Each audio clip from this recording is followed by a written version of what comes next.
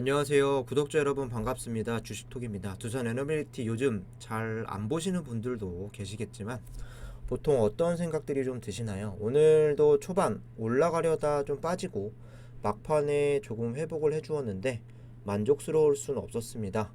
이 종목을 계속 가지고 가도 될 이런 상황인지 아니면 기다리면 좀 올라올 수는 있는 건지 좀 답답한 행보에 많이 지쳐가실 것 같습니다. 그런 분들이 오늘 영상을 보시면 좀 좋을 것 같고 구독과 좋아요 한 번씩 부탁드리고 소통하는 방송인 만큼 궁금한 점 있다면 댓글 달아주시면 되겠습니다. 주식톡 유튜브 채널은 유안타 증권사와 제휴가 되어 있습니다. 유안타 증권사만 사용을 해주신다면 두 가지 혜택을 드리고 있는데요. 첫 번째는 여기 텔레그램 무료방 매일매일 두산 에너빌리티 실시간 대응이라던가 종목 추천도 드리고 시장 상황 설명 그리고 매매에 도움되는 정보들을 드리고 있습니다. 두 번째로는 당장 어떤 종목을 좀 매수할지 고민이 되시는 분들이 많으실 것 같기도 합니다. 승률 높은 분석 프로그램 또 한 달간 무료 체험 도와드리고 있습니다. 여기 보시면 실전 투자라는 프로그램인데 쉽게 실시간으로 주식들을 분석을 해서 좋은 종목들을 여기에 좀 서칭을 해주고 있습니다. 외인과 기관, 수급이 실시간으로 매수 들어오는 종목들은 수급골드, 그리고 차트 모멘텀이 괜찮고 돌파형 종목들은 또 차트 골드에 좀 표시를 해두고 두 가지 조건에 부합하는 이런 종목들은 따로 초록색으로 표시를 드리고 있습니다. 오늘도 오전에 이제 분석이 돼서 오후장에 좀 급등한 종목들 많이 좀 나왔는데 간단하게만 좀 체크해 보도록 할게요. 여기 보시게 되면 오늘 9시 10분 줌 인터넷이라는 종목을 차트골드에서 4.2%에 또 분석을 이제 시작했습니다.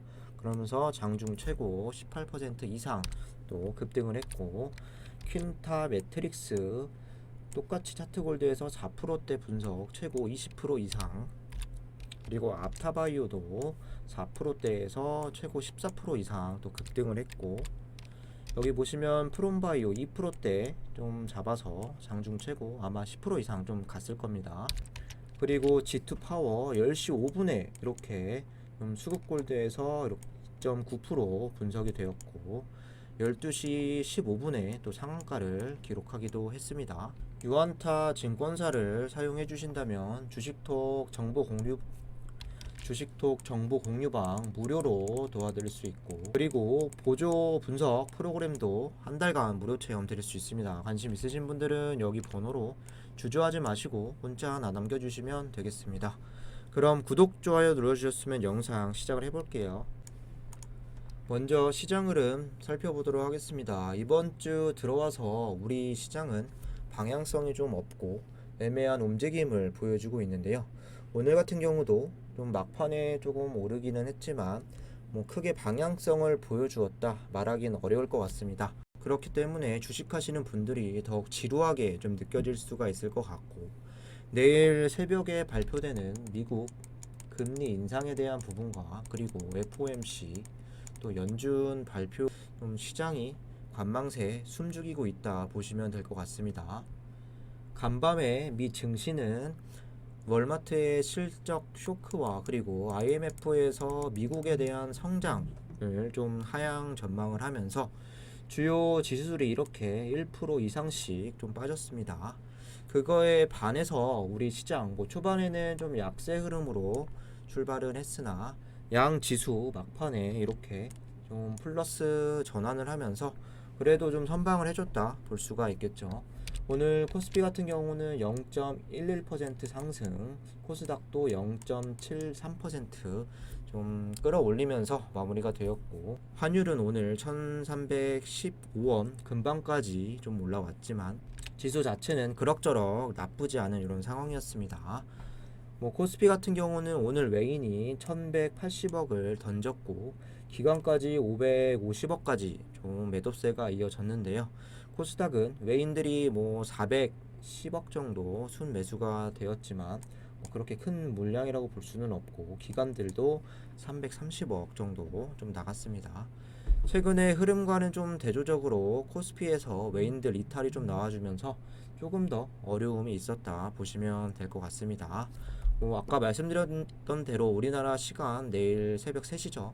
금리 인상과 FOMC 발표가 이제 예정이기 때문에 미장이 오늘 밤 어떻게 좀 반응해서 아침에 끝날까, 이런 상황에 따라서 내일 우리 시장도 좀 변동성을 보여주지 않을까 예상을 하고 있습니다. 아무쪼록 좀 좋은 쪽으로 반응하길 기다려 보도록 하겠습니다. 이어서 원전 관련주들 보면서 두산 에너빌리티 본격적으로 좀 이야기 드려보도록 하겠습니다.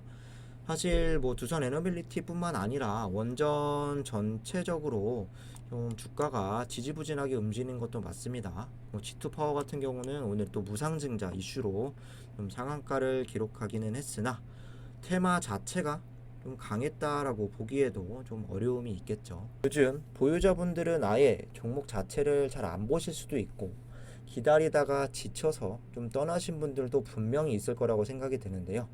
내 종목을 보고 싶지 않다고 해도 현재는 어떤 상태인지 정확히는 좀 인지하시는 게 필요하겠습니다. 일단 뭐 두산 에너빌리티 하루에 얼마가 올랐고 그리고 얼마가 내렸고 이렇게 보시는 거 의미가 없을 수 있습니다. 우리가 원하는 그림 뭐 5% 내지는 10% 이상 좀 상승을 시작을 해서 좀 꾸준하게 올라가는 그림을 좀 그려 가실 텐데, 이렇게 큰 상승을 보여주기 위해서는 기본적으로 거래량이 중요합니다. 어제 이제 거래량 자체가 뭐 반짝으로 500만이 한번 좀 넘었고, 오늘 같은 경우도 종가상 200만 주도 안 됐습니다. 호재가 현재 이 테마에 있든 아니면 원전 산업이 좀 살아나던 간에 시장에서 일단은 좀 관심을 받는 게 우선적이고, 그 거래량이 좀 지표로 활용될 수가 있겠죠. 어제 500만 이상 좀 나왔다 말씀을 드렸었는데 최소한 일별 거래량 정도라고 보고 좀 많이 나왔다라고는 볼 수는 없겠습니다. 여기에 주요 투자자들 세력들이라고 할 수 있죠. 주가에 영향을 줄 수 있는 이런 매수세도 부족한 상황이며, 현재는 개인들을 좀 안심시키려 주가를 쭉 밀어내는 것보다는 현상 유지에 조금 더 포인트를 두고 있다고 생각을 합니다. 그들이 다시 공격적인 매수를 하는 시점에 주가는 분명 탄력을 보여줄 수 있기 때문에 그때까지만이라도 좀 버티는 것이 맞다라고 저는 계속 생각을 하고 있습니다.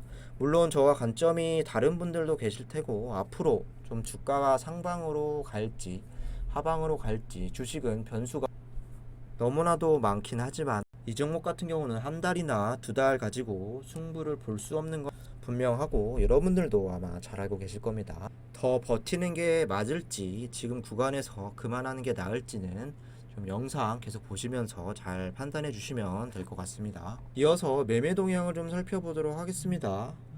지금 이 종목의 가장 큰 문제는 수급 동향이라고 저는 생각을 하는데요. 오늘 외인이 30만 주 이렇게 순매수가 되었고, 프로그램도 외인들 따라서 32만 주까지 매수세를 좀 늘려갔습니다. 반대로 개인은 28만 주 가량 좀 던졌고, 기관은 2만 8천 주 순매도가 되었는데요. 장 막판 외인과 프로그램 매수세가 좀 확대가 되면서 주가를 다시 여기까지 조금 끌어올린 건 맞지만, 수급 형태로 봤을 땐 그들이 꾸준한 매수세라고는 볼 수가 없겠죠. 이러고 나서 내일과 내일 모레 더 크게 나갈지도 모르는 상황이죠. 외인들은 그렇다 치더라도 사실 이 종목은 기관들이 좀 힘을 내줘야 하는 이런 상황인데, 기관 상세를 좀 보시면 금융투자가 오늘 94,000주 좀 순매수를 해주면서 기관 전체 이제 매도 물량을 조금 축소시켰습니다. 문제는 지금 연기금으로 볼 수가 있는데, 무언가 안 좋은 냄새를 맡은 건지 7월 25일부터는 3일 연속 45만 주가량 좀 던지고 있습니다. 7월 달 들어와서 3일 연속으로 나간 이런 시점도 있었지만 이때와는 물량 차이가 좀 크게 나는 편이고, 금요일 실적 발표 때까지 계속 쭉 나가고 다음 주부터 다시 들어와 줄지 연기금의 이런 투자 행보가 중요할 것 같습니다. 공매도 보시면 7월달 들어와서 가장 낮은 비율을 기록을 했습니다. 3.6% 비율로 공매 수량이 6만 9천 주밖에 나오지 않았습니다. 정말 안정적인 공매 비율로 좀 들어왔다라고 볼 수 있고, 대차 거래는 잔고 수량이 3,200만 주로 소폭 감소, 잔고 금액은 5,690억으로 소폭 증가세를 보였습니다. 다만 공매 잔고가 아직도 1,600만 주에서 좀 줄어들 기미가 좀 없기 때문에 항상 공매 같은 경우는 좀 긴장을 타고 있어야 할 것 같습니다. 이어서 이슈를 좀 보도록 하겠습니다. IEA 2050년까지 원전 2배를 늘려야 하고, 한국도 원전 드라이브 본격화, 러시아의 우크라이나 침공 사태 등으로 에너지 안보가 중요해진 가운데 오는 2050년 넷제로를 달성하기 위해서 원자력 설비가 현재보다 2배 가까이 늘어야 한다는 분석이 나왔다. 국제에너지기구는 지난달 이런 내용을 담은 원자력과 안정성 있는 에너지 전환 보고서를 발간했다. 올해 기준 413기가와트인 원전 설비 용량을 2050년까지 812기가와트로 확대해야 할 필요가 있다고 봤고, 또한 2030년대에는 원자력 설비가 연평균 27기가와트 확대될 것으로 전망했다. 보고서에 따르면 2050년 넷제로를 달성하려면 재생에너지 비중이 90%로 증가해 급전이 가능한 원전의 역할이 더 중요해진다. 기존 전력 계통에서는 화력발전이 수요 피크의 안정성 등을 맡았는데, 탄소 감축을 위해 화력발전이 줄어드는 만큼 원전의 역할을 대신해야 한다는 것이다. 아울러 국제에너지기구는 민간 투자를 활성화하기 위해 원전 건설 비용과 기간 단축이 필요하다고 설명했고, 장기적인 원전 활용 확대를 위해서는 꾸준히 방사성 폐기물 사용 후 핵연료죠 처리장 건설을 추진해야 한다고 짚었다. 현재 고준위 폐기물 처리장 부지를 선정한 국가는 프랑스, 핀란드, 스웨덴 정도고, 한국은 고준위 방사성 폐기물 관리를 위한 특별법 제정을 고려 중이다. 우리나라 같은 경우 새 정부로 들어서 탄소 중립과 에너지 안보를 위해 원전 활용들을 제고한다는 방침으로 기존 발전소의 수명 연장, 신규 원전 건설 재개 SMR 확대, 2030년까지 해외 원전 열기 수주 계획 등을 추진한다. 아울러 새 정부는 향후 신한울 3, 4호기 건설 재개를 법령상 인허가 절차를 준수하되 최대한 신속히 재개한다는 방침이다. 이외에도 국민의 안전을 위한 고준위 방사성 폐기물 관리 방안 실행, 대통령직 인수위원회가 국정과제 이행 계획에 포함시켰던 원전 수출국 신설도 추진 중이다. 현재 국내 원전 산업계는 지난 2009년 아랍에미리트 원전 수출 이후 13년 만에 수주 달성 청신호도 좀 켜진 이런 상황이다. 어제 나왔던 기사죠. 여기에 또 주요 국가들도 에너지 위기 대응을 위해 원전 확대 계획을 잇따라 발표하고 있고, 유럽연합 또 EU 텍소노미의 초안을 채택했고, 그리고 프랑스는 안정성이 보장되는 모든 원전의 수명을 연장할 계획, 2028년부터 신규 원전 6기를 짓고 2035년에는 새 원전을 가동한다는 계획, 그리고 영국도 2022년 에너지 안보 전략에 따라 신규 원전 8기와 SMR을 건설해 2050년까지 원전 비중을 25%까지 확대한다는 계획이다. 이게 나온 내용들을 정리를 해보면, 넷제로 온실가스 순 배출량을 0을 만들겠다. 이거를 2050년까지 달성하기 위해서는 원자력 설비가 현재보다는 2배 이상 증가해야 된다. 국가에너지기구의 좀 분석이 나왔습니다.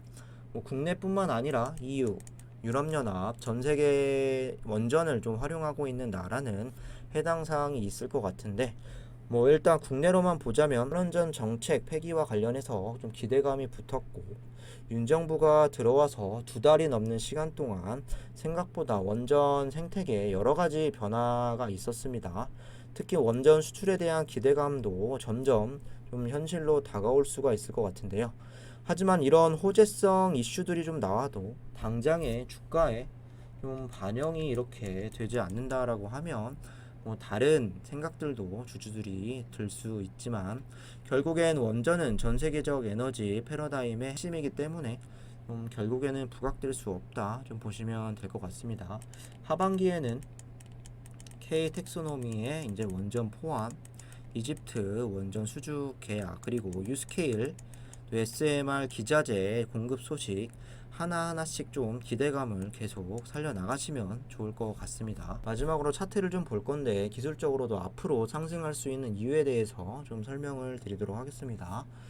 일단 조정 기간이 최근 들어서 굉장히 좀 많이 좀 길어지다 보니까 한 번은 이 타이밍에 좀 탄력을 보여줄 것 같은데 그때가 언제가 될지 모르기 때문에 굉장히 답답한 마음만 커져갈 것 같은데요. 두산 에너빌리티 같은 경우는 지난해 6월이죠. 좀 이례적으로 12,000원대 구간부터 3만원 넘상까지 거의 3주 만에 이렇게 큰 상승을 보였습니다.